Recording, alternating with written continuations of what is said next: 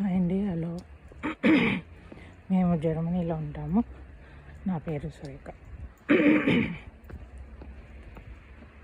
ఇక్కడ మంచు చూడండి ఎట్లా వర్షంలాగా పడుతూ ఉంది.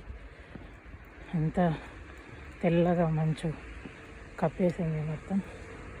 అసలు రోడ్లు అన్నీ మొత్తం మంచుతో నిండిపోయింది. ఈ వాతావరణంలో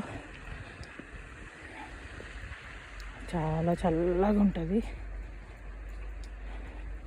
అస్సలు మనం వేర్ చేయలేం ఈ చలిని. ఇప్పుడు మంచు పడుతూనే ఉంది చూడండి. నేను వాక్ చేస్తా ఉన్నా.